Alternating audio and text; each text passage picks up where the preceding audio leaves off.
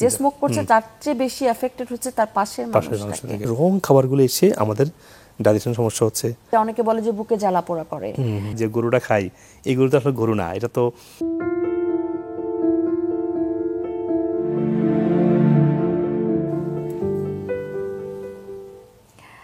সুপ্রদর্শক সবাইকে স্বাগত জানাচ্ছি চ্যানেল 24-এর স্বাস্থ্য বিষয়ক সাপ্তাহিক বিশেষ আয়োজন সুস্বাস্থ্য প্রতিদিনে। আমি ডক্টর ত্রিনা আছি আপনাদের সাথে পুরো অনুষ্ঠান জুড়ে। দর্শক, দিন যত যাচ্ছে আমাদের জীবনটা ঠিক ওষুধ ওরিয়েন্টেড হয়ে যাচ্ছে। আমাদের সামান্য একটু ব্যথা হলে আমরা ফার্মেসি থেকে একটা ওষুধ কিনছি, ব্যথার ওষুধ কিনছি কিংবা অ্যান্টিবায়োটিক কিনে নিচ্ছি, কিন্তু এতে কিন্তু একটা দীর্ঘমেয়াদী আমাদের শরীরে প্রভাব ফেলে যাচ্ছে। এই যে অ্যান্টিবায়োটিক, এখন কিন্তু সাধারণ অ্যান্টিবায়োটিকও কিন্তু আমাদের শরীরে কাজ করছে না। আর ব্যথার ওষুধ তা তো কিডনি নষ্ট করে দিচ্ছে, আমাদের যকৃতে সমস্যা তৈরি করছে। আমরা এই বিষয়গুলো নিয়ে আজকে কথা বলবো যে ছোট ছোট কিছু প্রাকৃতিক উপায় কিন্তু আমাদেরকে সুস্থ করে তুলতে পারে। আমাদের সাথে আজকে স্টুডিওতে আছেন professor doctor M Mujibul Haque, naturopathic and lifestyle modification নিয়ে যিনি কাজ করছেন আমেরিকা এবং বাংলাদেশে। আমরা চলে যাচ্ছি আমাদের অতিথির কাছে। কেমন আছেন sir? Thank you so much for invitation and I am doing good, আলহামদুলিল্লাহ, থ্যাংক ইউ। আমার খুবই ভালো লাগছে আপনাকে। We are really happy to have you today because আমি একটু আগেও প্রোগ্রামের শুরুতে বলছিলাম যে আমরা কিন্তু সবসময় ওষুধ নিয়ে কাজ করি, আর আপনি কিন্তু কিছুটা ওখান থেকে সরে এসে ন্যাচারাল যে রেমেডি, লাইফস্টাইল মডিফিকেশন, সেগুলো নিয়ে আপনি কাজ করছেন। যদিও আমেরিকা এবং বাংলাদেশে চিকিৎসার কিছু তারতম্য আছে, তবে আপনার কাছে একটু শুনতে চাই আপনার জার্নিটা, একটু শুরুটা শুনে নি। আপনি কিন্তু কেমিস্ট্রি টিচার ছিলেন, রাইট? অধ্যাপনা করতেন, সেখান থেকে ডক্টর হলেন কিভাবে, আপনি যদি একটু শুনি। ব্যাপারটা একটু ইন্টারেস্টিং যে একজন কেমিস্ট্রি অধ্যাপক দীর্ঘদিন অধ্যাপনা করে এখন কাজ করছি স্বাস্থ্য নিয়ে। এটার ব্যাকগ্রাউন্ডটা ছিল যেহেতু মেডিকেলের যে পোস্ট ডক্টরেট করেছি, ওখানেই মেডিকেল সায়েন্সের যে বেসিক কোর্সগুলো নিতে হয়েছিল পোস্ট ডক করার আগেই। তারপর আমার ডক্টরেট ছিল হচ্ছে মেডিসিনাল সায়েন্স, মেডিসিনাল কেমিস্ট্রি যেটা বলা হয়। ওখান থেকে মেডিসিন হাতে করি, কিন্তু এই ফিল্ডে কাজ করার যে একটা অনুপ্রেরণা বা ইচ্ছা বা ডেডিকেশন, একটা বলতে পারেন একটা রেজিলিয়েন্ট মাইন্ড। কীরকম, আমি যখন সেকেন্ড ইয়ারে পড়ি ডক্টরেটের, তখন আমার রিউমেটয়েড আর্থ্রাইটিস ফ্যাক্টর চলে আসছে 152 মতো বা 54, মানে ভেরি হাইলি ইম্প্যাক্টেড, এবং লুপাস এএনএ পজিটিভ দেখা দেয়। তো বুঝতে পারছেন ডক্টর মানে ব্যাক টু ব্যাক চেঞ্জ করছে, আপনার বায়োলজিক্স স্টেরয়েড তো চলছেই, কোনোভাবে আমি ভালো হচ্ছিলাম না। ডক্টর বলছে তোমার যে অ্যাগ্রেসিভ লেভেলের অটোইমিউনিটি, তোমাকে হ্যান্ডিক্যাপে যেতে হতে পারে শীঘ্রই। Then as a Bengali, grew up in Bangladesh and then moved to US, I couldn't take it. What if is there any alternative way I can help myself? Then I was searching through the processes, treatment কি আছে, history, Chinese, Japanese, খুঁজতে শুরু করি। দেখতে শুরু করি যে আমেরিকাতে এক নতুন ট্রিটমেন্ট ইভলভ হচ্ছিল ওই সময়, প্রথম দিকের একদম ফাংশনাল মেডিসিন বা ন্যাচারোপ্যাথিক বা প্রাকৃতিকভাবে আপনার ডায়েট, লাইফস্টাইল, কিছু ভাইটামিন সাপ্লিমেন্টের মাধ্যমে শরীরের ইনার নিউট্রিশনাল প্রোফাইলকে ব্যালেন্সের মাধ্যমে ইমিউন সিস্টেম যে অ্যাগ্রেসিভ রিয়াকশান বা ইনফ্লামেশন বা লিভার উইকনেস, এই যে যে যে যে কজগুলা মূলত অটোইমিউনিটি তৈরি করে, সেখানে একটা আমি আইডিয়া পাই। নিজে স্টাডি করি, ন্যাচারাল ডক্টর আছে আমেরিকাতে, কিন্তু লাইসেন্স দুইটা, এমডি এবং এনডি দুটোই, গাইডলাইন পাই। আমি যখন দেখলাম যে আমার মতো কোটি কোটি মানুষ বুঝে না যে রোগ হলেই শুধু ওষুধ নিয়ে আমাকে মরে যেতে হবে, এটা যে একটা মানে সাপ্লিমেন্টাল সাপোর্ট নিতে পারি, এটাতে ট্রিটমেন্টটা সহজ হয়, আমি একটা আমার লাইফটা ভালো হয়ে যেতে পারে বা অনেক ক্ষেত্রে পুরো সুস্থ হয়ে যেতে পারে, এটা আমি জানতে শুরু করি। দেন আমার মাথায় আসছে যে এত amazing science, as a medical science post doc করা বা মেডিসিন পোস্ট ডক বা ডক্টরেট করার পরে, আমি যদিও কেমিস্ট্রি প্রফেসর, আমি তো এখানে একটা কন্ট্রিবিউট করার সুযোগ আছে যদি আমি সায়েন্সটা বুঝি। তখন থেকে আমি ন্যাচারোপ্যাথি ডিগ্রি শেষ করি প্যারালি অধ্যাপনার পাশাপাশি। এরপরে দেখি যে হ্যাঁ, আমি মানুষকে হেল্প করতে চাই। পৃথিবীর 25% মানুষ, মোর দ্যান 1 অটোইমিউন রোগে ভুগছে আমার মতো। এরপরে দেখুন আজকে ডায়াবেটিসের অবস্থা কি, ওয়ার্ল্ডের অর্ধেক অ্যাডাল্টরা আজকে diabetes or pre diabetic, hypertension তো আছেই। এরপর দেখেন আজকে যদি দেখেন যে ক্রনিক ওবেসিটি আজকে বাড়ছে। এখন বাচ্চাদের একটা ডেটা বেরিয়েছে, বাচ্চাদের আপনার 22% আজকে কিডসরা ওবিজ। মানে কোথায় আমরা দাঁড়িয়েছি? তখন আমার এখানে কাজ করার ইচ্ছা জাগে, এটা আমি পড়াশোনা করি, মানে অধ্যাপক হিসাবে কাজ করছি, প্যারালি একটা পার্ট টাইম প্র্যাকটিস শুরু করি। সেই 14 সাল থেকে আজকে 15-11 সাল 11 বছর পরে এসে দেখলাম যে মানুষ আমাকে ফলো করে, আমি মোটিভেশন পাচ্ছি। আজকে 3 মিলিয়ন আমার ফেসবুকে follower. It's like I just give a simple tips. তো এটা আমার ইন্সপিরেশন যে মানুষ কথাগুলো নিতে পারছে। মানুষ এখন ডক্টর যখন দেখে তার পেশেন্টকে ভালো করার জন্য মেডিসিনের পাশাপাশি যে এটা ফলো করতে পারে, ডক্টর হ্যাপি হয়। ডক্টর ওয়ান্টস টু, অবশ্যই একজন ডক্টরের কাছে এর চেয়ে আনন্দের আর কি হতে পারে, রাইট? তো এগুলো মানুষের কাছে আজকে মানে একটা যে ট্রেন্ড ওয়ার্ল্ড ওয়াইড। আচ্ছা, হ্যাঁ, আজকে দেখেন না, আজকে ঘুম থেকে উঠে চিয়া সিড খাওয়াটা ফ্যাশন হয়ে যাচ্ছে। আজকে কাশি হলে জিঞ্জার টি খাওয়াটা একদম কমন আজকে। তো ওয়ার্ল্ড কিন্তু মানে চেঞ্জ হচ্ছে, এবং বাংলাদেশে সেই ধাক্কাটা হয়তো এসছে, আমরা চেঞ্জ হব, এটা নিয়ে আমরা এগিয়ে যাব। হয়তো আমরা অবশ্যই পরিবর্তন হব। আচ্ছা, রিউমাটয়েড আর্থ্রাইটিসের কথা যেহেতু চলে আসলো, আমরা তো জানি এটার জন্য স্টেরয়েড লাগবে, তাই না? তো সেক্ষেত্রে প্রাকৃতিক কোনো রেমেডি কি আছে, একটু শুনে নিতে চাই। অবশ্যই, আমি তো নিজের একজন উইটনেস যে আমার এখানে 154 ছিল, আমি সরি এখানে পজিটিভ ছিল, সেখানে আমার রিউমাটয়েড ফ্যাক্টর ছিল আরএফ ছিল 152 আর 54 এর মতো, সেখান থেকে আজকে এটা বিলো 50, এবং আমার সিআরপি ছিল আপনার 10-11 মতো, সে সিআরপি একদম ফ্ল্যাট নর্মাল। তো আমি নিজে তার উইটনেস। যদি আপনার মেটাবলিক হেলথকে মানে একটা বুলেট প্রুফ করতে পারি, তাহলে আপনার লিকি গার্ডটা হবে না। লিকি গার্ড হলেই আপনার টক্সিনগুলো বেরিয়ে এসে সমস্ত ব্লাড স্ট্রিম ধরে জয়েন্টে চলে আসে। তখন ইমিউন সিস্টেম তার যে দায়িত্ব, তার যে ডিজাইন যেভাবে করা হয়েছে, যে তার কাজ হবে এই ফরেন কোনো কেমিক্যাল বা প্যাথোজেন্স বিরুদ্ধে অ্যাটাক করে ওটাকে সেভ করার চেষ্টা করে। তো আমরা যেটা বলছি হাইপার অ্যাক্টিভিটি, আমি immune hyper reaction, but immune hyper activity কিন্তু আমি কস্তা তৈরি করেছি আমার মেটাবলিক ডিস্ট্রেসের কারণে, মেটাবলিক ডিসফাংশনের কারণে শরীরে টক্সিন ছড়িয়ে পড়েছে, ভাইরাস ব্যাকটেরিয়াগুলো কিন্তু এসে জমা হচ্ছে জয়েন্টগুলোতে।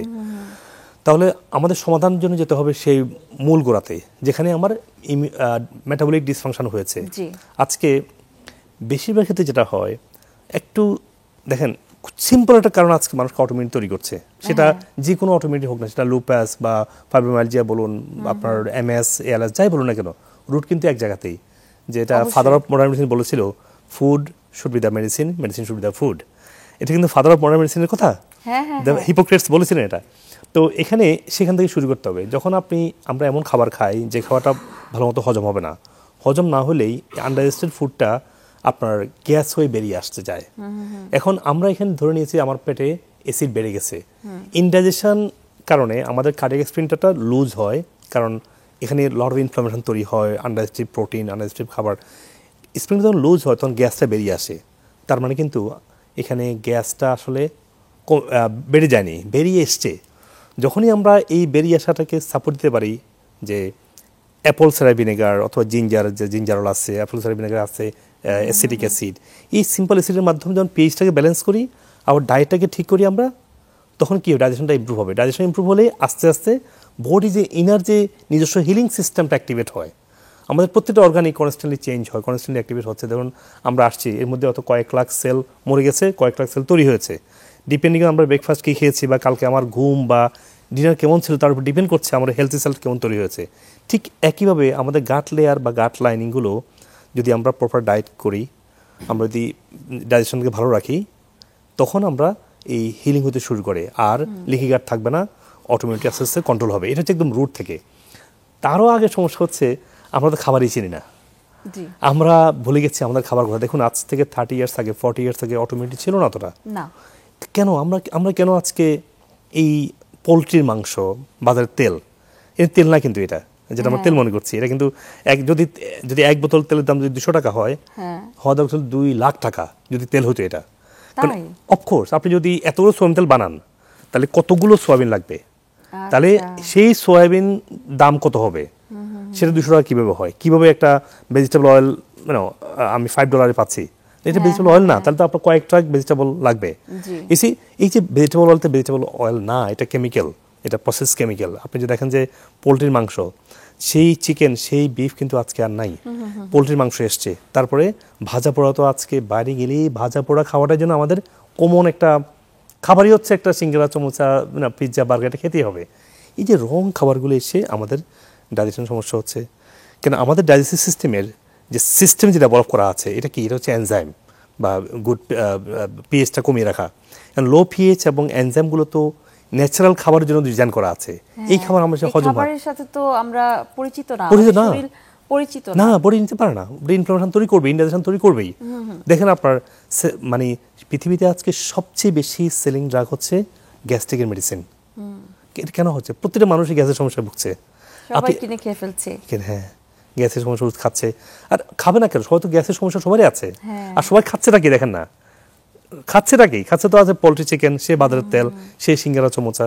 না, আমাদের পিওর খাবারে ফিরে আসতে হবে, শাকসবজি, ফলমূল, ফ্রেশ। আর এখন যে রেস্টুরেন্ট বিজনেস গুলো আপনি দেখেছেন, ওরে সর্বনাশ, সবাই আমরা বাইরে খেতে পছন্দ করি। ধানমন্ডি একটা বিল্ডিং এর মধ্যে কয়েকশো দোকান হবে, প্রতিটা দোকানে সব রেস্টুরেন্টের প্রতিটা টেবিল আছে চিকেন ফ্রাই আর না তান্দুরি আর সুগারি সসেস।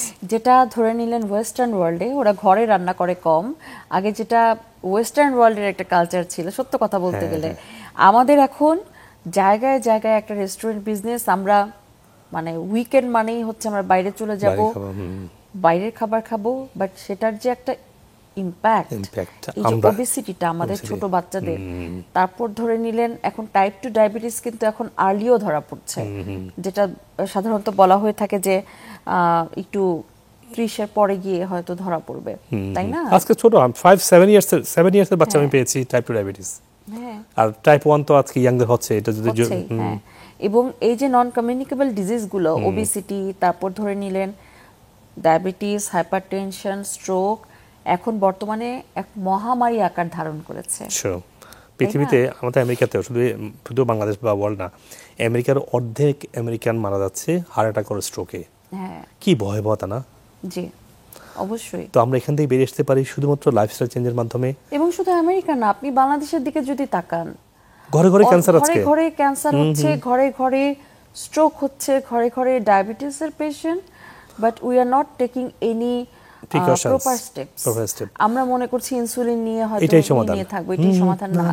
কিন্তু একটা যে লাইফস্টাইল মডিফিকেশন, রেগুলার যে হাঁটা, খাদ্যাভ্যাসটা একটু চেঞ্জ করা, নিয়মিত ঘুমানো, আমাদের একটা খাবারের একটা, যেমন ঘুমানোর 2 ঘন্টা আগে আমরা খাওয়া দাওয়াটা শেষ করে ফেলবো। তারপর ধরে নিলেন এই যে অনেকে বলে যে বুকে জ্বালা পোড়া করে, এই যে চকলেট, তারপর ধরে নিলেন এই যে স্পাইসি ফুড, এগুলো যে একটু অ্যাভয়েড করতে হবে। এই যে ছোট ছোট নিয়ম পুরো চেঞ্জ হয়ে গেছে সব, এটাই কিন্তু আমাদের জীবনটাকে অনেক সুন্দর করে ফেলতে পারে। আপনার কি মনে হয়? অবশ্যই। আপনাদের দেখেন, আমাদের আজকে যদি রিসার্চ দিকে তাকাই, 2010 সালে পার্ডু ইউনিভার্সিটি প্রথম পাবলিশ করে যে আমাদের যে রোগগুলো আসছে না, বেশিরভাগ রোগ আসছে আপনাদের লাইফস্টাইল থেকে।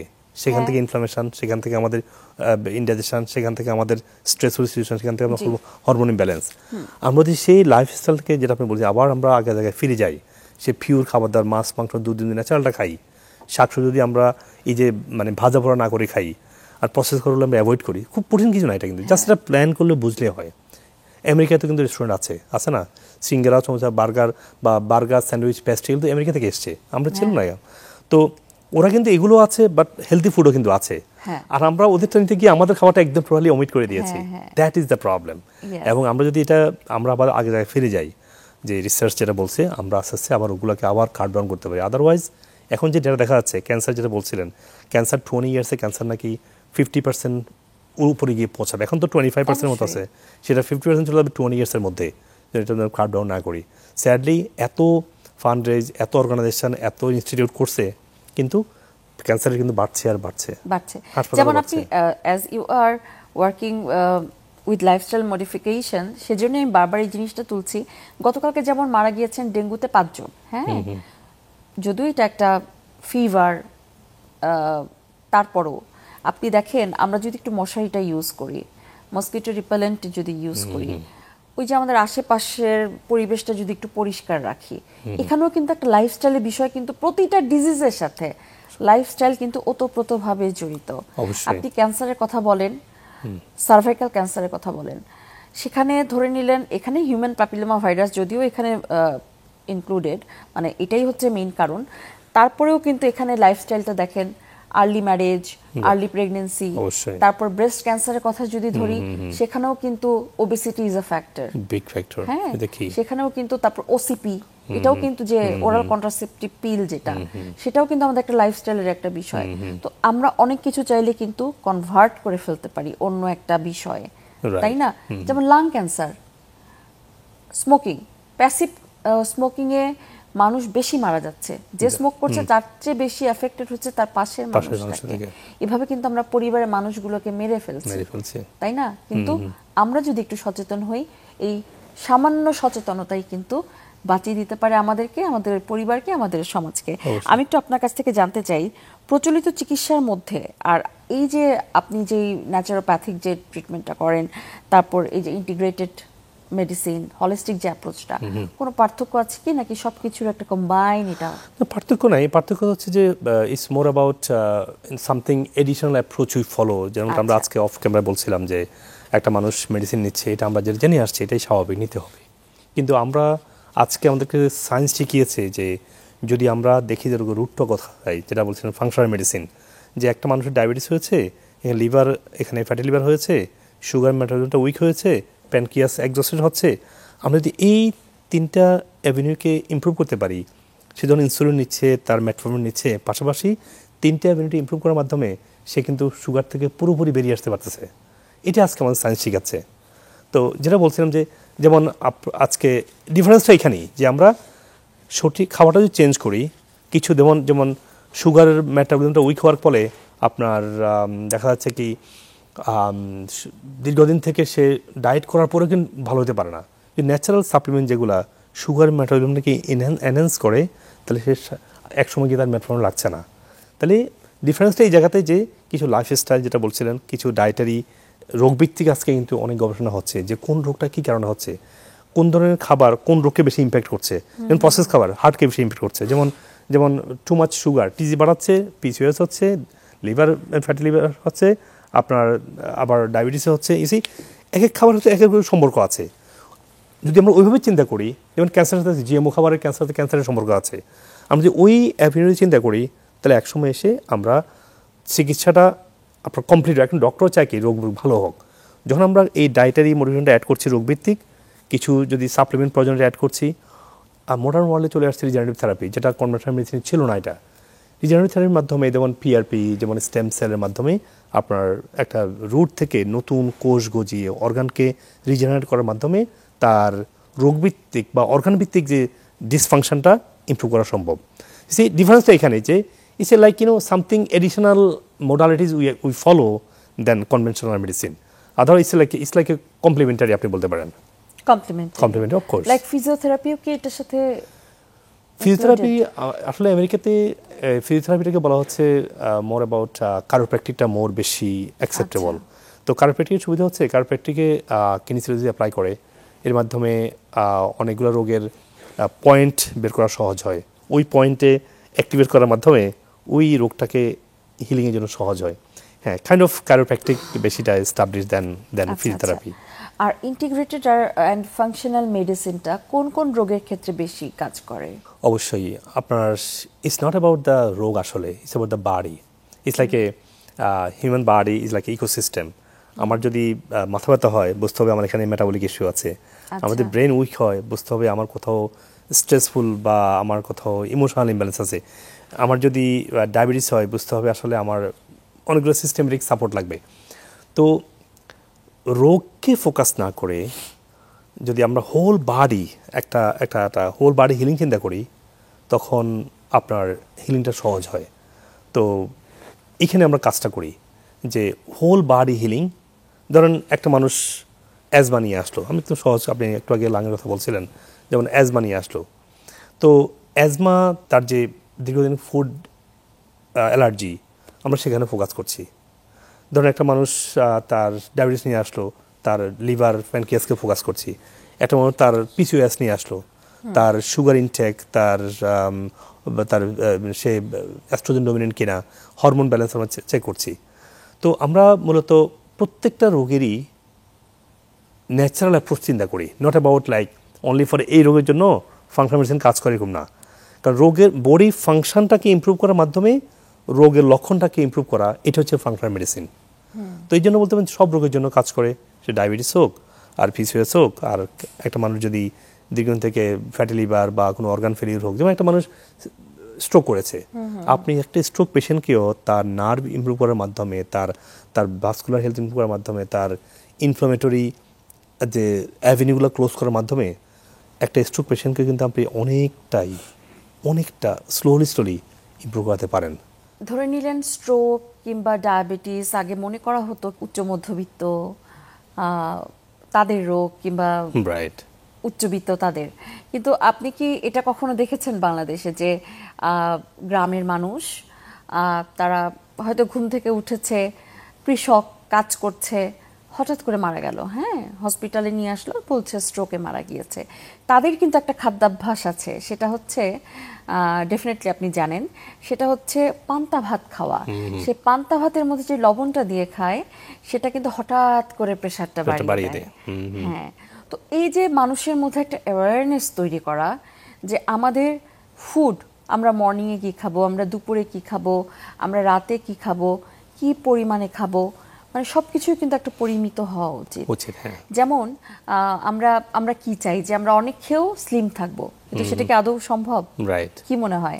অবশ্যই সম্ভব। আসলে ব্যাপারটা হচ্ছে যে ইটস অ্যাবাউট ইউর বাড়িকে প্রপার ফাংশনিং রাখা।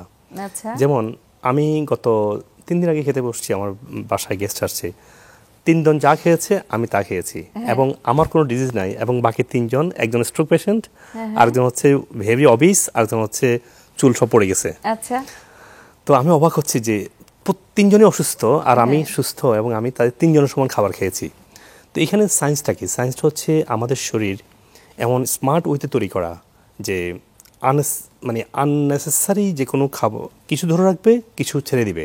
যেমন ওয়াটার সলিউবল যে ভিটামিনগুলো আছে এরা ডেলি ছেড়ে দেয়, আর যেগুলো ফ্যাট সলিউবল যেগুলো আছে বা ডিপোজিট হচ্ছে রেখে দিচ্ছে, আবার ভিটামিন ডি গুলা সব রেখে, কিন্তু ইভেন ক্যালোরিটাও রেখে দিচ্ছে। লিভার যে স্মার্ট যে সিস্টেম, সেটা গ্লাইকোজেন আকারে ক্যালোরিটাও রেখে দেয়। তো আপনি যদি মানে বেশি খেয়েও ফেলেন, এটা বডি ধরে রাখবে এবং 3 দিন পর্যন্ত এটা ইউজ করবে। অন দ্য আদার হ্যান্ড, আপনি যদি মেটাবলিজমটা উইক থাকে, আমি অনেক পেশেন্ট দেখেছি বলে কি আমি শুধু এক বেলা খাবার খাই, একটু সবজি খাই, একটু মাছ খাই, খাওয়ার পর যেন পেটটার জন্য একটা প্রেগন্যান্সি উইমেনের মতো হয়ে যাচ্ছে, তাহলে কি তার হজম হচ্ছে না, বডি মেটাবলিজম হচ্ছে না, রাইট ওয়ে ক্যালোরিগুলা ফ্যাট সেলে ট্রান্সফার হচ্ছে, রাইট ওয়ে বডিগুলা ইন্টেস্টাইনে জমা হয়ে যাচ্ছে, খাবারটা ফিসিস আকারে হচ্ছে না, ক্যালোরি মানে নিউট্রিশনটাও অ্যাবজর্ব হচ্ছে না। তো এটার all about metabolism, how you use your pancreas and liver, intestine secreting digestive juice, how you metabolizing nutrients right away, how your bowel is flowing properly. That's how the body will decide whether you can gain weight or you can maintain perfect weight. And what is the solution for them? এটা হচ্ছে যে আপনাকে একটা হচ্ছে first solution হচ্ছে fasting. আপনি যদি metabolic খুবই ডিস্ট্রেসে পড়ে গেছেন, গিভ বডি এ ব্রেক, একটা সার্টেন ব্রেক দেন, যে আপনি একটু ফাস্টিং করেন। এখন রিসার্চ বলছে সবচেয়ে মোস্ট ইফেক্টিভ হচ্ছে 17-18 ঘন্টা পার ডে, এবং যাদের ডায়েটারি মেটাবলিক ইস্যু থেকে জয়েন্ট প্রবলেম অথবা ঘুম এই পর্যায়ে চলে গেছে, তখন তাদেরকে 3 দিন ফাস্টিং করতে হয়। সেটা লেমন, জিঞ্জার, টার্মেরিক এগুলো দিয়ে ডিটক্স করে ফাস্টিং করতে হয়। কারো যাদের অটোইমিউন ডিজিজ আছে, লুপাসের মতো রোগ, তাদেরকে 5 দিনও ফাস্টিং করতে হতে পারে, নো ক্যালোরি, জাস্ট ডিটক্সিং খাবার দিয়ে। এই ফাস্টিং করার মাধ্যমে বডি আমাদের যে জিআই ট্র্যাক্টটা, পুরো ট্র্যাক্টটা 3 থেকে 5 দিনে 100% রিজেনারেট হতে পারে।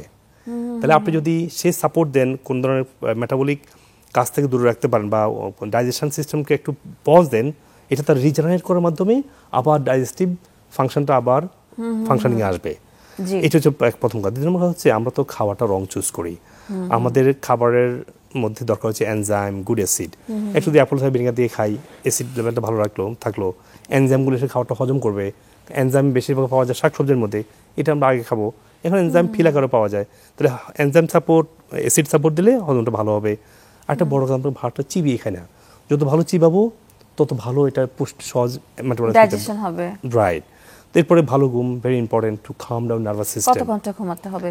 অফকোর্স 7 ঘন্টা, অ্যাটলিস্ট 6, বেটার হচ্ছে 7। এটা হলো একদম পারফেক্ট। যদি আপনি ভালো ঘুমান, আপনার নার্ভাস সিস্টেম, আপনার হরমোন ব্যালেন্স থাকবে, অ্যাড্রিনাল ব্যালেন্স, কর্টিজলকে ব্যালেন্স করবে। এর মাধ্যমে আপনার যখন খাবার খাবেন, বডি প্রপার সিগন্যালিং করতে পারবে যে টু ডাইজেস্ট, যে that food is coming, get ready, two digest and metabolise. তো এই ইমোশনাল বা মেন্টাল স্ট্রেস কমিয়ে রাখা, অ্যাসিড সাপোর্ট, তারপরে এনজাইম সাপোর্ট, খাবারটা ভালো করে চুজ করা, ফাস্টিং করে খাবারটা খাওয়া, এর মাধ্যমে আপনি মেটাবলিটি ইমপ্রুভ করলে বেশি খেলেও ওয়েট গেইন করবে না, আর আদারওয়াইজ কম খেলেও ওয়েট গেইন করা হবে। আর এক্সারসাইজের ক্ষেত্রে ভেরি পাওয়ারফুল। এক্সারসাইজটা অবশ্যই আমরা সবাই জানি যে সবচেয়ে বেশি রিসার্চ করেছে, একটা রিসেন্টলি পাবলিশ করেছে শিকাগো মেডিকেল কলেজ, আচ্ছা, যে তারা দেখিয়েছে একটা মানুষ যদি 40 মিনিট ডেলি হাঁটে, তার হরমোন ব্যালেন্স, তার আপনার মেটাবলিক ইমপ্রুভমেন্ট, তার যে ইনফ্লামেশনগুলো কমে আসে এবং ব্রেনের জন্য বিরিয়ানাফ তৈরি হয়, মানে পুরো সিস্টেমেটিক সাপোর্ট হয় যখন মানুষ ডেলি 40 মিনিট হাঁটে বা ইয়োগা করে, যেটা আজকে যুগ কঠিন। সাধারণ মানুষের জন্য, আর যারা ডিজিজ তাদের জন্য কি একই নিয়ম? ডিপেন্ড, একটা মেয়ে মানুষ সে তো আর রাস্তা গিয়ে দৌড়াবে না, সে করতে পারে ইয়োগা। হ্যাঁ, একটা মানুষ তার হার্টের সমস্যা, কার্ডিও ইস্যুগুলো আছে, সেটা কোলেস্ট্রল হোক, হাইপারটেনশন হোক, তাতে এক্সারশন হওয়া যাবে না। হ্যাঁ, তার জন্য কন্ট্রোল ব্যালেন্স হয়ে তাকে হিট এক্সারসাইজটা করতে পারে, মানে হিট মানে হাই ইন্টেন্সিটি ইন্টারভাল করে। একটা মানুষ যে ওবিসিটি বা ডায়াবেটিস, তার জন্য মানে স্পোর্টস বা লং রানিং, তারপরে দীর্ঘ একটা ফাস্টিং অবস্থা, আর ফাস্টিং অবস্থা আমরা মোর পাওয়ারফুল, তখন বডি অটোফেজি হয়। যেমন ডক্টর ওসুমি যখন নোবেল প্রাইজ পেয়েছেন, উনি দেখিয়েছে যদি একটা মানুষ উপবাস থাকে, তার ম্যাক্রোফেজ, তার টক্সিন ক্লিন করতে পারে, এবং যদি খালি পেট থাকে তখন টক্সিন ক্লিনটা সহজ হয়, কারণ তার তো অন্য কোনো কাজ নাই, তখন এখানে কোনো খাবারটা বানায় শুধু ওই কাজটার উপরেই ফোকাস করে, এই জন্য fasting with exercise more impactful than only fasting or only exercise. এর মাধ্যমে আমরা একটা স্বাভাবিক জীবনে ফিরে আসতে পারি। অ্যাকচুয়ালি আমাদের এখন যে সমস্যাটা সেটা হচ্ছে প্রচুর আমরা গ্যাস্ট্রিকের প্রবলেমের মধ্যে ভুগি, এবং সবারই দেখা যায় কম বেশি অ্যান্টি আলসারেন্ট ইউজ করতে হচ্ছে, সেই সাথে আমরা হয়তো দেখা যায় একটা অ্যান্টাসিড প্লাস কিংবা ম্যাগান্টা প্লাস খেয়ে নিচ্ছি, কিন্তু এটা কিন্তু কোনো পার্মানেন্ট সলিউশন আমি কখনো দেখি নাই যে হ্যাঁ আমার পুরোপুরি ভালো হয়ে গিয়েছি, কিংবা এটা থেকে কিন্তু যেমন আমরা জানি যে গ্যাস্ট্রিক আলসার, যেটা স্টমাক যে আলসার, সেটা দুই ধরনের, একটা ডিউডেনাল আলসার, পেপটিক আলসার, আর হচ্ছে গ্যাস্ট্রিক আলসার। এই গ্যাস্ট্রিক আলসারটা কিন্তু গ্যাস্ট্রিক কার্সিনোমাও করতে পারে, ক্যান্সারও করতে পারে, এটাও কিন্তু একটা খাদ্যাভ্যাসের বিষয় আছে। তারপর ধরে নিলেন কোলোরেক্টাল ক্যান্সার, এটাও খাদ্যাভ্যাস অনেকটা ডিপেন্ডেন্ট। আপনি যে দেশে থাকেন সেখানে তো 40-এর পর রেগুলার একটা স্ক্রিনিং হয়, কিন্তু আমাদের দেশে তো সেটা সম্ভব হচ্ছে না। সেক্ষেত্রে রোগীরা কি করবে, কি খাওয়া দাওয়া করবে? এখানে অনেকগুলো অ্যাপ্রোচ। আমি একটা আগে আমরা দেখি, প্রথম কাজ হচ্ছে যাদের আলসার বা পেপটিক আলসার হোক, ডিউডেনাল আলসার হোক, সেখানে মানে ফাইলোরি এক্সেসিভ গ্রোথ করলেও কিন্তু দেখা দরকার।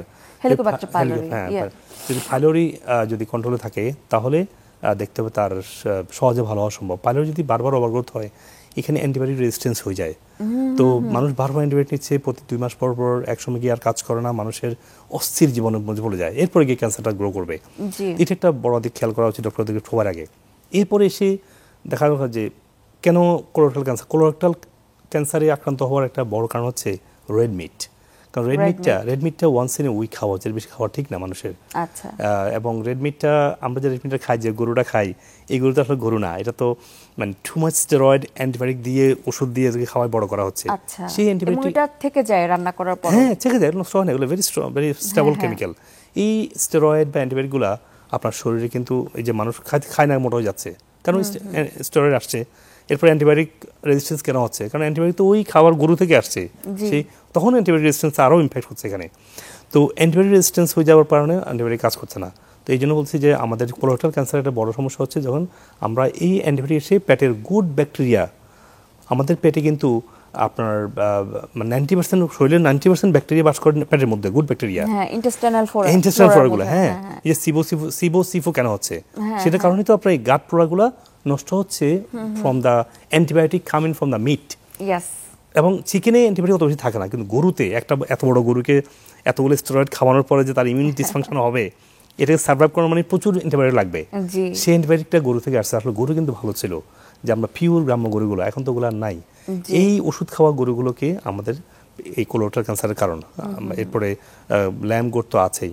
আবার যদি দেখি পেপটিক আলসারটা, তো আসলে দীর্ঘদিন থেকে মেটাবলিক ডিস্ট্রেস হওয়ার কারণে এখানে আলসারটা হচ্ছে।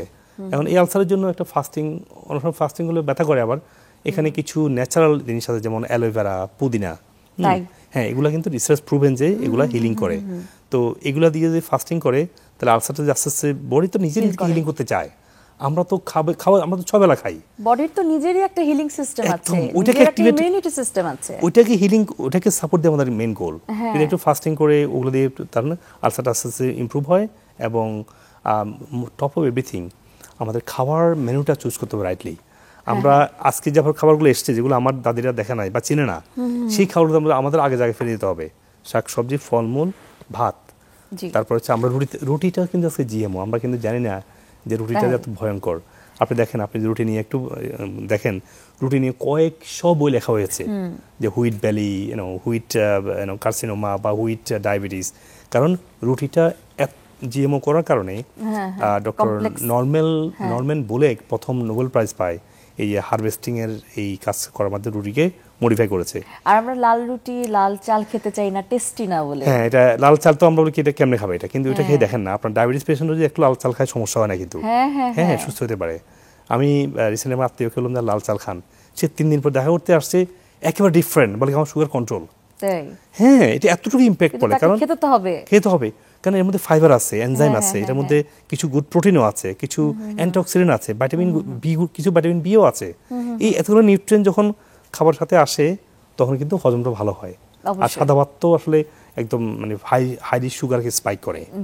তো এর মাধ্যমে আমরা মেটাবলিক হেলথ ইমপ্রুভ করতে পারলে আস্তে আস্তে আপনার কোলোরেক্টাল ক্যান্সার বলুন, ডিউডেনাম আলসার বলুন, পেপটিক আলসার বলুন, এর থেকে ভালো হওয়া সম্ভব। তবে যে ক্যান্সারগুলো আছে, আমি ব্রেস্ট ক্যান্সারের কথা বলছিলাম, ব্রেস্ট ক্যান্সার এটা ওবেসিটিটা যদি তারপর ওগুলো অ্যাভয়েড করতে যদি পারি। ব্রেস্ট ক্যান্সারের তো আমাদের মূল হচ্ছে আপনার পিসিওএস বা এস্ট্রোজেন ডমিনেন্স। আজকে যে পরিমাণে আমাদের মেয়েদের যে খাবার লাইফস্টাইল, মেয়েদের খাবার মানে ফুচকা, মেয়েদের খাবার মানে পিৎজা, এটা কেন হবে? এই মেয়ে তো তার গুড পজিশন গ্রো করা লাগবে, তার হেলথি ওভারিয়ান সিস্টেম মানে রিপ্রোডাক্টিভ সিস্টেমটা হেলথি হওয়া লাগবে। এজ তো রিপ্রোডাক্টিভ সিস্টেম হেলথি না, এখানে এন্ডোমেট্রিওসিস হচ্ছে, এখানে সিস্ট হচ্ছে, এট দ্য সেম টাইম তাদের হরমোন প্রজেস্টেরন তৈরি হচ্ছে না। আমেরিকাতে একটা বড় অংশ মানুষ বিয়ে করতে চায় না, ল্যাক অফ প্রজেস্টেরন। এখন হরমোন কোত্থেকে আসে? একটা হরমোন প্রিকারসার হচ্ছে DHA, EFA, good fatty acid. তো গুড ফ্যাট আমরা খাচ্ছি, আমরা কি খাচ্ছি না? আমরা খাচ্ছি বাদাম, সয়াবিন তেল খাচ্ছি, ফার্মের চিকেন, আর কি ফ্যাট খাচ্ছি? বাদামটা তো একটু মুখে দেয়, তাও রিসেন্টলি আসছে, বাদামটা গুড ফ্যাটটা আসছে, গুড থিং। কিন্তু ডার্ক চকলেটের মধ্যে সুগার দেয়া আছে, আবার এই যে ডার্ক চকলেট আবার পিওর না, সুগার দেয়া।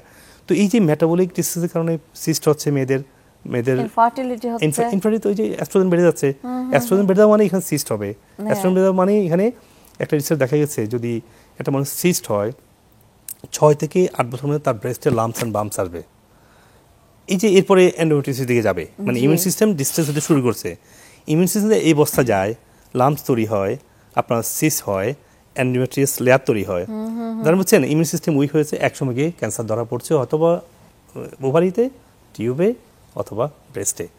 তো আমাদের কিন্তু আগে থেকেই আমরা টের পাচ্ছি যে আমার সিস্ট হচ্ছে, আমার লাম্পস দেখা দিচ্ছে। লাম্পস কেন দেখা দিচ্ছে? একটা বডি কেন লাম্পস তৈরি করে বা যে কোনো ধরনের সিস্ট তৈরি করে, ধরেন যে লাইফোমা তৈরি করছে, অথবা কেন বডি নিজের টক্সিনটাকে এনগাল্প করে রেখে দিয়ে চাচ্ছে, তার বডি ইমিউন সিস্টেম এনাফ না to clean up the system, ম্যাক্রোফেজগুলো অ্যাক্টিভ না to clean up the toxins, সেই জন্য তো এনগাল্প করে আপনার লাম্পস তৈরি করছে। তার মানে ইমিউন সিস্টেম তো আগেই সিগন্যাল দিচ্ছে আমি weak, I am not able to handle the too much toxin overload. তাহলে আমাদের ক্যান্সারটা যেতে হতো না। জি অবশ্যই।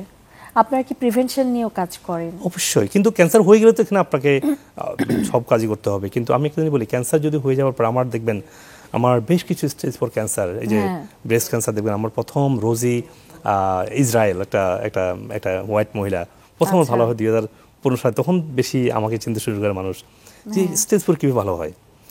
তার কিন্তু কেমো ছিল, এরপরে আমার অনেকগুলো বাঙালিও কয়েকজন ভালো হয়েছে স্টেজ 4 থেকে নিউ ইয়র্কে। তো সে কিন্তু কেমো নিয়েছে, রেডিও নিয়েছে। আচ্ছা, নিল। আমরা কি করছি, তাকে ক্যান্সারটা কন্ট্রোল হওয়ার পরে এটা আবার রিগ্রো না করে ক্যান্সার সেলের ফুডটাকে আমরা কাট করছি। আচ্ছা, কনভেনশনাল বলতে আপনি যা ইচ্ছা তা খান, এটা ব্যাপার না, এটা আমরা এটা বলবো না। ডক্টর তো এইভাবে ট্রেন না। কোন খাবারগুলো স্টপ করে দিচ্ছেন? সুগার, যেটা সুগার তৈরি করছে, যেমন ভাত, রুটি, ফল, ডাল। সুগার তো ক্যান্সার সেলের ফুড, খুব মানে খাবার, 10 গুণ বেশি, 10 গুণ বেশি সুগার লাগে। একটা ক্যান্সার সেলতে স্বাভাবিক সেলে সুগার লাগে, ক্যান্সার সেল 10 গুণ বেশি সুগার নিয়ে এসে ওভার গ্রো প্রলিফারেট হচ্ছে, তখন তো ক্যান্সার আর টিউমারটা তৈরি হবে। যদি আমরা সুগারটা কাট করতে পারি, যেটা পিওর সুগার, তারপর হচ্ছে যে দুধটা কিন্তু ল্যাকটিক অ্যাসিড সুগার, তারপর ডালের মধ্যে সুগার আছে, তারপরে স্টার্চ আছে আপনার আলু এবং রুটি, আর ভাত তো ডাইরেক্টলি গ্লুকোজে ট্রান্সফার হয়। এই যে কার্বোহাইড্রেট আমরা কাট করি, তাহলে সুগার ক্যান্সারটা ব্যাক করতে পারতেছে না। At the same time liver, যেটা বডির মেইন ডিটক্সিং সিস্টেম, আপনি যদি এই কেমো রেডিও নিচ্ছেন, আপনি যদি লিভারটাকে অ্যাক্টিভেট করেন তার ডিটক্সিংয়ের মাধ্যমে, একটা গ্রিন জুস, একটা অ্যান্টিঅক্সিডেন্ট গ্রিন টি, টুরমেরিক টি, আমি যেখানে পোস্টডক করেছি টেক্সাস মেডিকেল ইউটিএমবি, তারা দেখিয়েছে যে একটা প্যাটি ডিশে যখন টিউমার সেল রাখা হয়, এখানে যদি টুরমেরিক রাখা হয়, ওই কারকিউমিনটা ক্যান্সার সেলকে গ্রোথটা বন্ধ করে দেয়। এটা নিয়ে অনেক গবেষণা হচ্ছে, হট করে দিচ্ছে। তার মানে আপনি ক্যান্সারটা রিগ্রো করবেন না, আপনি টুরমেরিকে চা খান, আপনি যদি অ্যান্টিঅক্সিডেন্ট যেগুলো আছে যেমন গ্রিন জুস, যেমন হেলথ। এরপর হচ্ছে আরেকটা বড় সমস্যা হচ্ছে কেমো কিন্তু গুড সেলকে মেরে ফেলে, আমরা সবাই জানি। গুড সেলও মেরে ফেলে। এখন গুড সেলকে হিলিং করার জন্য আপনার দরকার হচ্ছে অ্যান্টি ইনফ্লামেটরি ডায়েট। সেটা হচ্ছে কি শাকসবজি, ফলমূল, তারপর হচ্ছে যে ওমেগা, আমরা যে ফ্যাট, ওমেগা কিন্তু ওমেগার উপরে কিন্তু 10,500 আর্টিকেল পাবলিশ হয়েছে। ওমেগা 3 ফ্যাটি অ্যাসিড এত পাওয়ারফুল এটা। কিন্তু এখন মানুষ কিন্তু মেডিকেলি এটাকে অতটাকে মানে বুঝতেছে না যে একটা সেলুলার ডিসফাংশন হচ্ছে, এই সেলের যে রিজেনারেশন, যে মেমব্রেন, এটা তৈরি হচ্ছে ফ্যাটি অ্যাসিড দিয়ে। তাহলে ওমেগাটা এত পাওয়ারফুল, একটা ক্যান্সার পেশেন্ট যখন তার কোন খাবারে পাবো আমরা ওমেগা 3 ফ্যাটি অ্যাসিড? ওমেগা হচ্ছে যে আপনার চিয়া সিড, মানে যে কোন তেল, দেখুন মাছ, ডিমের কুসুম, মাংস, বাদাম, আর হচ্ছে যে মাংস মানে কি হোয়াইটের মাংসের মধ্যে ওমেগা কম, কিন্তু এই জন্য বলছি যে রেড মিট কিন্তু পাওয়ারফুল, এটার মধ্যে ভেরি পাওয়ারফুল, নিডেড বডি। আপনি জানেন আমেরিকান ভেগান ফাউন্ডেশনের প্রেসিডেন্ট ডক্টর জে দিনশা নিজের অফিসে বসে হার্ট করে মারা গেছে, কারণ সে কখনো সসেজ বলেন কোনো মিট শুয়ে দেখা নাই। এই রেড মিটটা লাগবে আমাদের শরীরে, এটার মধ্যে আমাদের শরীরে যে যতগুলো অ্যামিনো অ্যাসিড দরকার, সবগুলো অ্যামিনো অ্যাসিড 100% রেড মিটে পাওয়া যায়। আর আপনি 10টা খাবার খেলে আপনি খুঁজে নিতে হবে। কিন্তু রেড মিট সমস্যা হচ্ছে আমরা তো রেড মিটটা রিয়েলটা খাই না, আমরা ফার্ম থেকে বানানো রেড মিট খাচ্ছি, আমরা খাচ্ছি প্রতিদিন, খাচ্ছি দেশি গরুটা, দেশি ছাগলটা, সেটা পাচ্ছি না, এবং আমরা প্রতিবেলা খাচ্ছি এই দেশি গরুটা। প্রতিদিন দুপুরে আপনার গরু মাংস খাওয়া, মানে যারা এফোর্ড করতে পারে তাদের খাওয়াই লাগবে। এখান থেকে তো কোলোরেক্টাল ক্যান্সারটা হচ্ছে, এখান থেকে তো আপনার এই সেটা খেতে হবে ওয়ান্স ইন আ ওয়ে। আমাদের হাতে সময় একদম কম, আমি আরেকটা বিষয় নিয়ে একটু কথা বলতে চাই, না হলে আমাদের অনুষ্ঠানটা একদম অসম্পূর্ণ থেকে যাবে।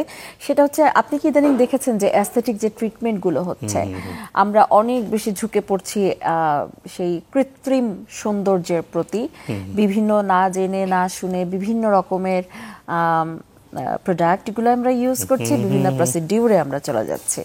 সো আপনার কাছে কি মনে হয় যে, যেমন আমার যে গায়ের রং, আমি চাইলেই তো সেই ওয়েস্টার্ন সেই কালারটা, সে ধবধবে ফুটফুটে পিঙ্ক কালারটা আমি পাবো না। সুন্দর, মাশাআল্লাহ। তো আমাদের যে চাওয়াটা, আমরা সবাই ফর্সা হব, আমাদের মাথা ভর্তি ঘন কালো চুল থাকবে, মানে বাট সেটা আমরা চুজ করছি যে ওয়েটা, সেটা হচ্ছে একটা কৃত্রিম পদ্ধতি। আপনার কাছ থেকে একটু জেনে নিতে চাই, এই যে ধরে নিলেন আমরা কতটা প্রাকৃতিকভাবে আমরা নিজেকে সুন্দর রাখতে পারি, সুস্থ রাখতে পারি। অবশ্যই দেখেন, প্রকৃতি হচ্ছে হিলার, তো সমস্ত হিলিং প্রকৃতির মধ্যে আছে।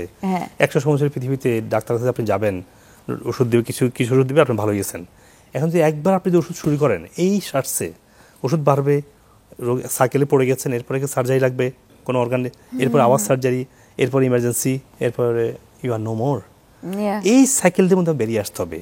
আপনার যে কোনো রোগ বলুন না কেন, আপনি বলছেন স্কিন বলুন, আপনার হেয়ার বলুন, আপনার স্কিনের যে ধরেন মেলানোসাইটসগুলো আছে, এটাতে কেন টক্সিন জমা হচ্ছে, বা একদম আপনাকে সাবকিউটিস লেভেল থেকে আপনাকে হিলিং করে আসতে হবে। আপনি শুধু আপার লেভেলে কিছু করার তেমন বেনিফিট হচ্ছে না, সাবকিউটিস থার্ড লেয়ার থেকে আপনাকে হিলিং করে আসতে হবে। এই ক্ষেত্রে ডার্মিস থেকে, হ্যাঁ, এপিডার্মিস থেকে সুস্থ।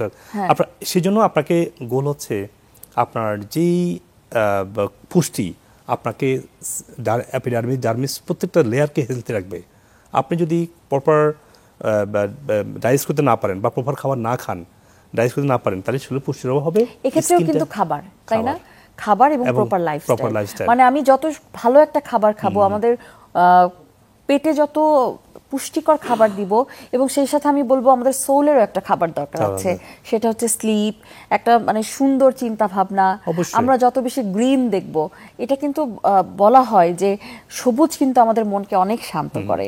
আমি কি অ্যাড করি এখানে, যেমন পিআরপি, এই যে প্লাজমা যে প্ল্যাটলেটটা, এই যে প্লাজমা কিন্তু অ্যাক্টিভেট করে স্টেম সেলগুলোকে, স্টেম সেলগুলোকে। হ্যাঁ, আপনি যদি যেখানে সমস্যা পিআরপি করেন, বাট আপনি ভিতরে যদি মেটাবলিজম ঠিক না করেন, এই পিআরপিটা হবে টেম্পোরারি। যদি আপনি সঠিক খাবার খান, ভালো মেটাবলিজম করতে পারেন, তখন পিআরপিটা ভালো কাজ করবে।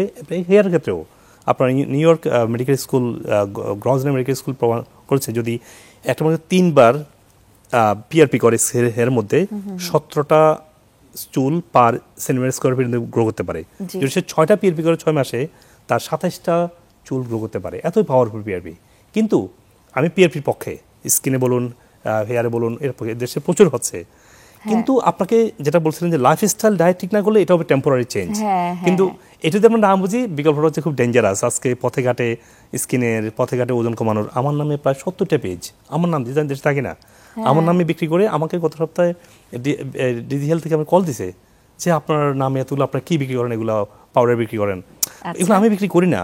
আমরা যদি না বুঝেন তাহলে এই ধরনের ফেক পেজ থেকে এই পাউডার, এই ক্রিম, এই মলম দিয়ে স্কিন, হেয়ার, সেক্সুয়াল ইস্যুগুলো আজকে অনেক বিক্রি হচ্ছে। এটা খাইলে হ্যাঁ, এই সেক্সুয়াল এইভাবে হয় না, এটা একটা ইনফ্লামেটরি কন্ডিশন, এটা একটা এই হরমোনাল ইস্যু। এখানে কোনো পিল, ম্যাজিক পিল নেই। আপনার মেডিকেশন লাগবে, আপনার খাদ্যাভ্যাস ঠিক করতে হবে, তখন এগুলো কাজ হবে, মডিফিকেশন, তখন পিআরপিও কাজ করবে। জি, ধন্যবাদ আপনাকে।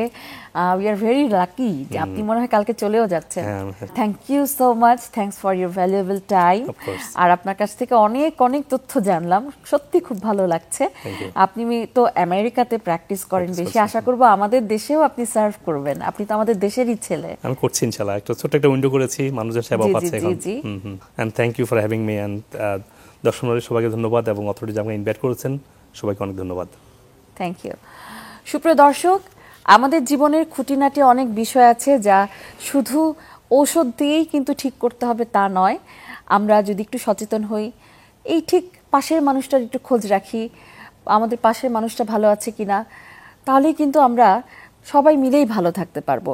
আপনাদের সাথে আবারও দেখা হবে আগামী পর্বে চ্যানেল 24-এর স্বাস্থ্য বিষয়কে বিশেষ আয়োজনে সুস্বাস্থ্য প্রতিদিনে। আমি ডক্টর তৃণা বিদায় নিচ্ছি। আপনারা ভালো থাকুন, সুস্থ থাকুন। ধন্যবাদ সবাইকে।